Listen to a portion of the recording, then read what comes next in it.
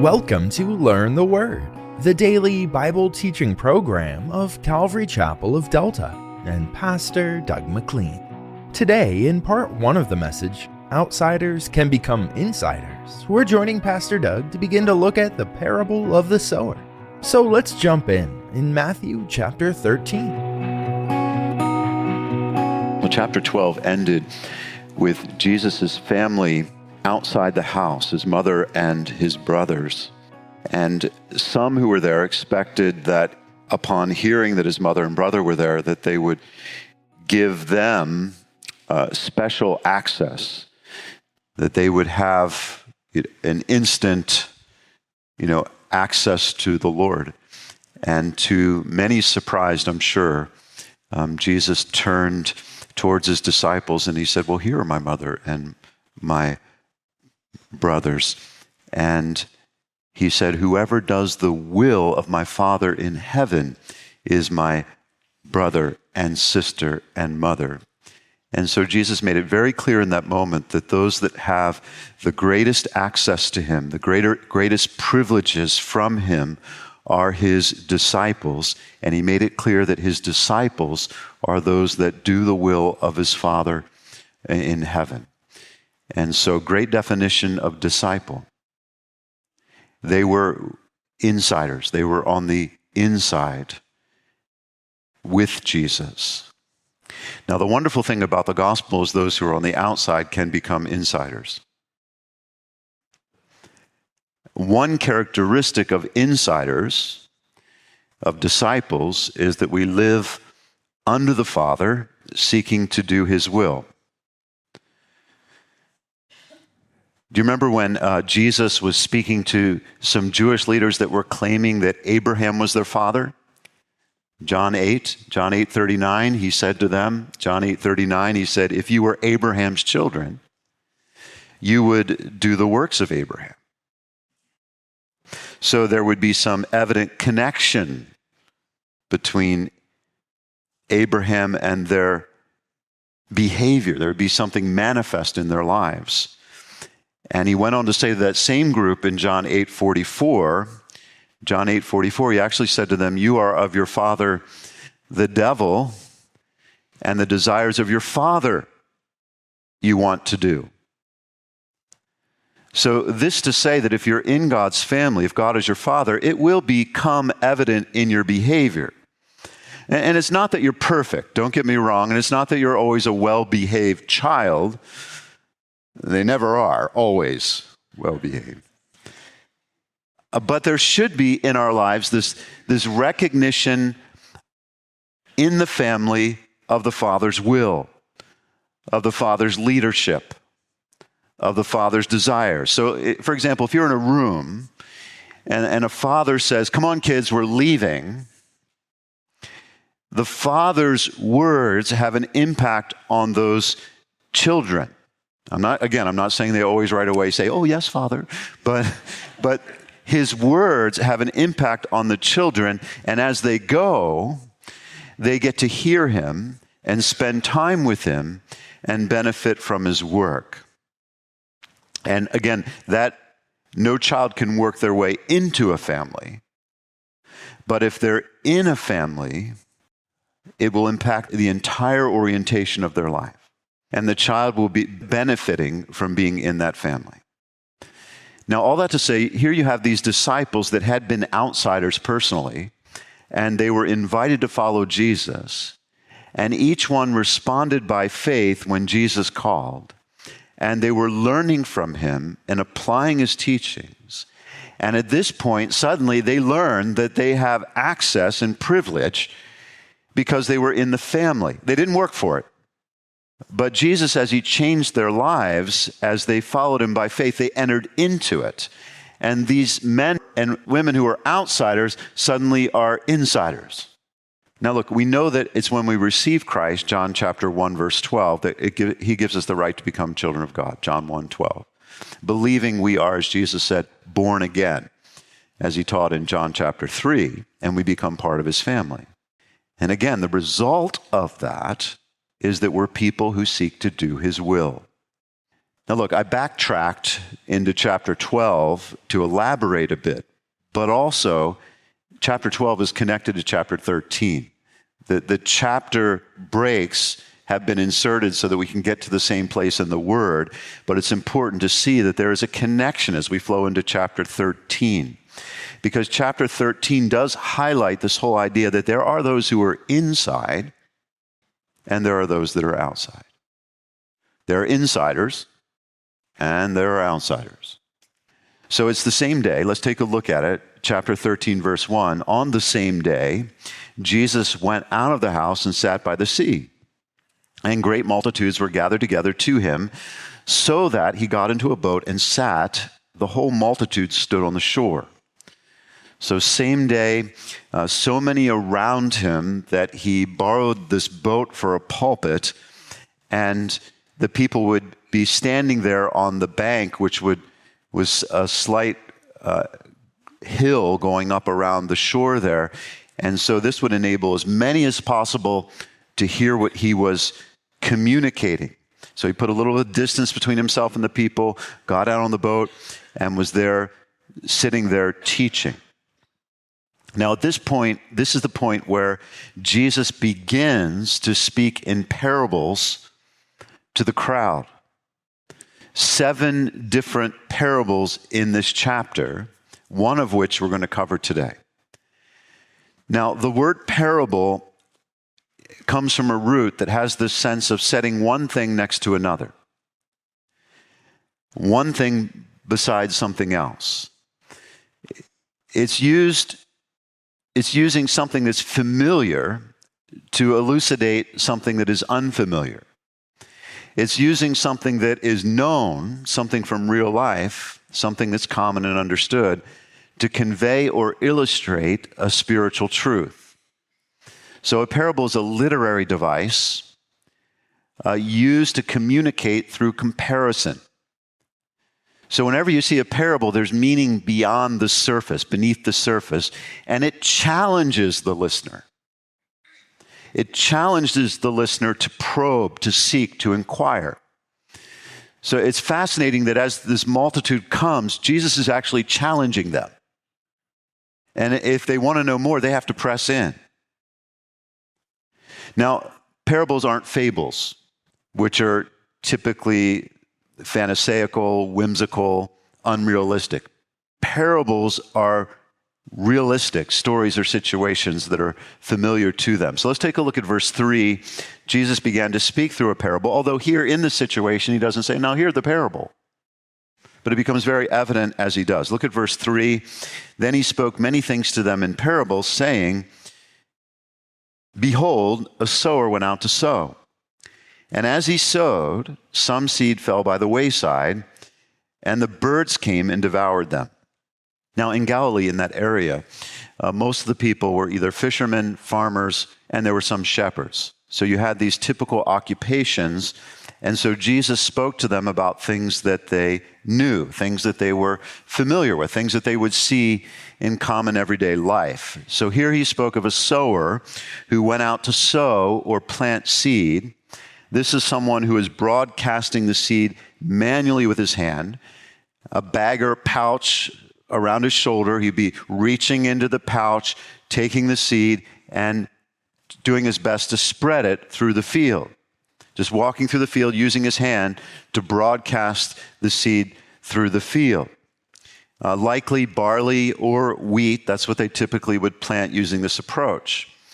So the sower went out with the intention, and everyone knew this, the intention that he would eventually bring in a harvest. That's the whole purpose for sowing.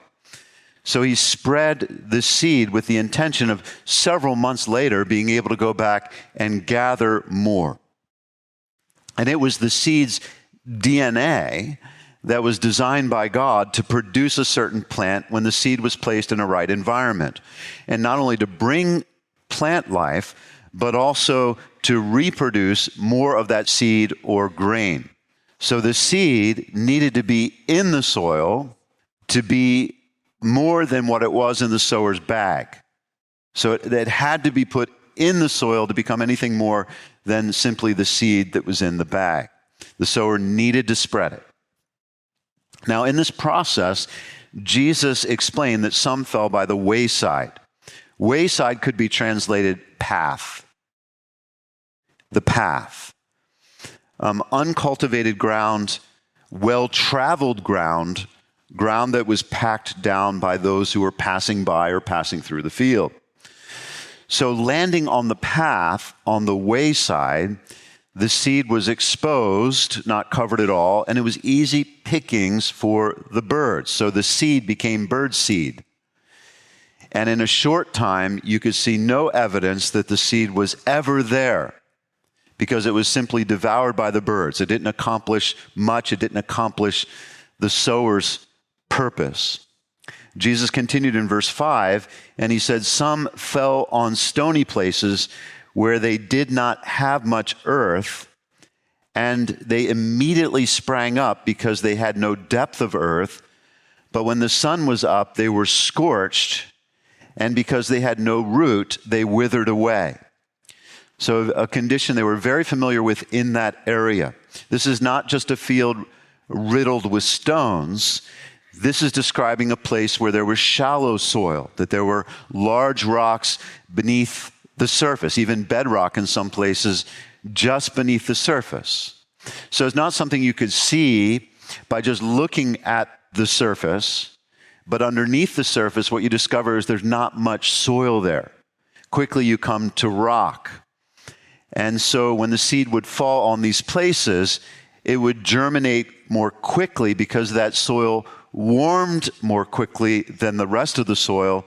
But then as the days heated up, because the soil was shallow and the roots couldn't go deep, the heat of the sun resulted in the plant drying out and dying. In not much time, you would see that, well, there wasn't anything there at all. Nothing would come from it. It would shrivel up and die. And then verse 7, he said, and some fell among thorns, and the thorns sprang up and choked them. Now, I don't know what you have in your mind when you hear that, the thorns sprung up and choked them. This is not, I'll tell you what it isn't. It isn't like you would see in a cartoon, the thorns coming up and wrapping around and choking the plant out. That's not what's being said here. The weed seed or the thorns or the thistles the seeds were already in the ground, already in the field. The good seed fell there, and suddenly there's competition for nutrients, for moisture, for light. And the thorns stifled the growth of the desired plant by taking what the desired plant needed for full development. So in that sense, it choked it out. Now, church started 28 years ago. It was 26 years ago we moved up here. We were renting a house at first when we moved up from a farmer who kindly plowed a garden for us one year when he was plowing his fields. Now, it was 30 by 75.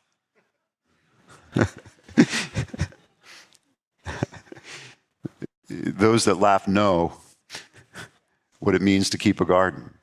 Well, we had little kids and a busy ministry. So we didn't give it the time that it needed. We weren't able to keep up with it. So the kids called it the jungle. So when you were going to get a tomato, you'd have to go into the jungle to get it. We had a lot of fun with it.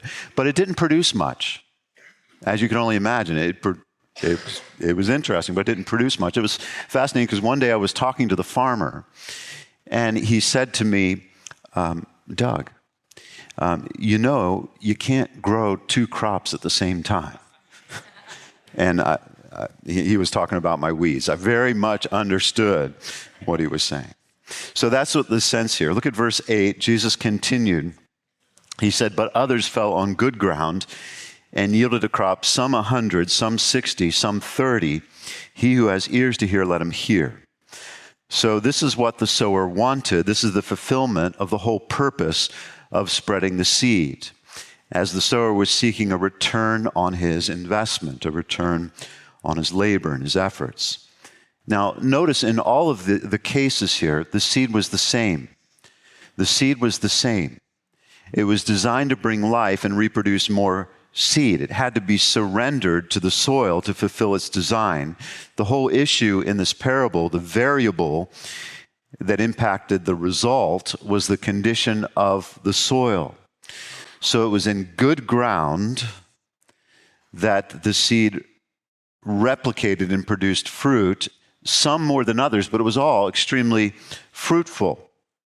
And then Jesus ended this parable by saying, "He who has ears to hear, let him hear."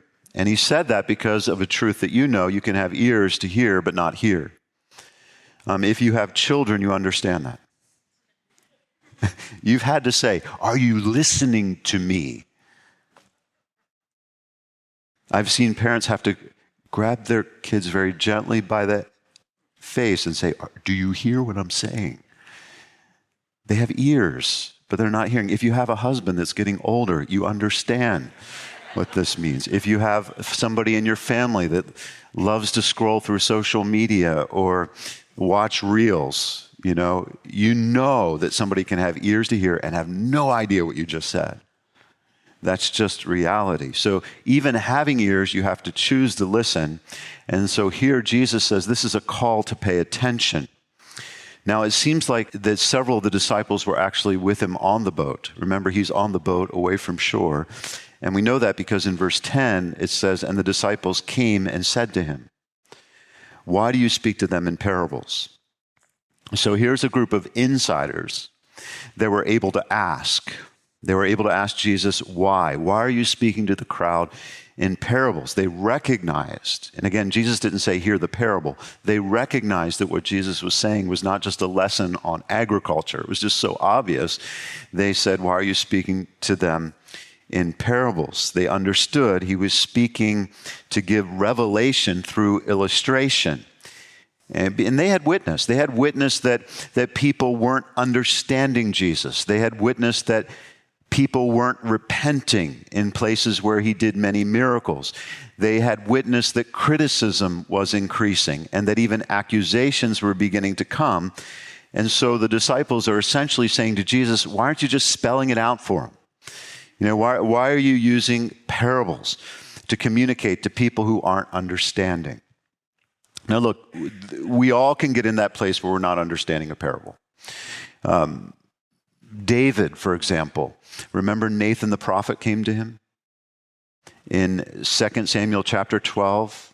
If you don't remember that, read that, 2 Samuel chapter 12, because it was a very pointed parable, and Nathan had to say to David, "You're the man." So even heroes like David sometimes don't get it.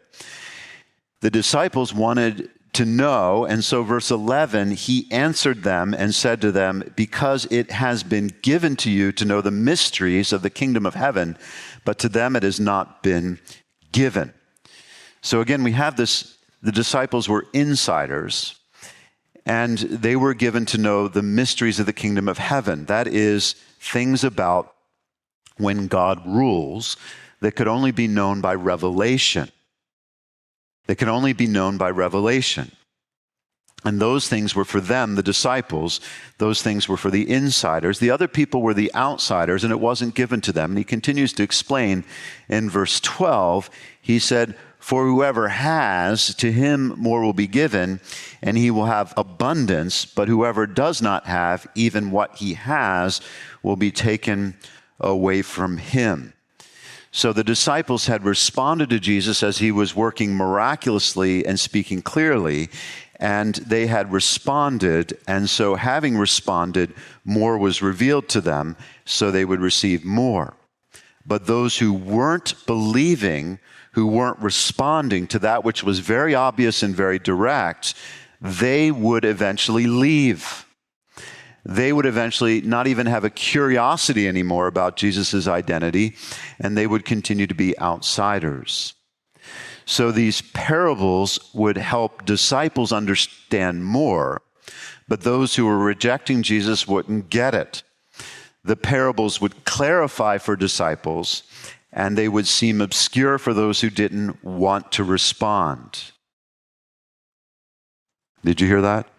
They would continue to obscure for those who didn't want to respond. He continued to explain in verse 13, Therefore I speak to them in parables, because seeing they do not see, and hearing they do not hear, nor do they understand. So they were seeing a tremendous amount. They were seeing so much, but they weren't perceiving what was being communicated. They were hearing his teaching, but not taking it in, not getting it. Listen, they were willfully not responding to that which was very evident right before them. So listen, parables were another way to reach them. Parables were another way to help them.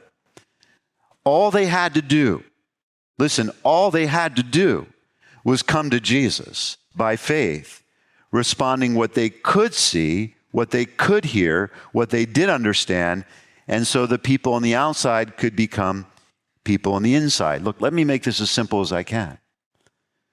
All they had to do is come to Jesus and say, what did you mean? That's it. What did you mean? In fact, we're going to see the disciples doing that in verse 36, later on in this chapter. They say, Lord, tell us what you meant about that. Because they were disciples. They wanted to know. And so look, it gets down to a deeper issue. It's something that's down in the heart. Look at verse 14 as he continues. He said, and in them the prophecy of Isaiah is fulfilled, which says, hearing you will hear and shall not understand, and seeing you will see and not perceive. For the hearts of the people have grown dull. Their ears are hard of hearing, and their eyes they have, what does it say? Closed. Lest they should see with their eyes and hear with their ears, lest they should understand with their hearts and turn to him, so that I should heal them. Look, this is a quote from Isaiah chapter 6, verses 9 and 10. Isaiah was sent to people who were in the very same condition as this crowd in Jesus' day. Hearing and not understanding, seeing and not perceiving. Things were very obvious, very clear, and yet the people didn't get it. Now, I think we can understand this. In this generation, I think we can understand it because there are things that are very obvious, very clear, the evidence is abundant, and yet we live in a world that doesn't see it. For example, there is obvious order and intricacy and complexity and interdependence in the world around us that clearly points to the fact that we have an intellectual, intelligent designer and supreme creator, and yet you see all the evidence and people don't get it. People don't get it. There's abundant evidence that the Bible is historically accurate. There's abundant evidence that Jesus Christ rose from the dead.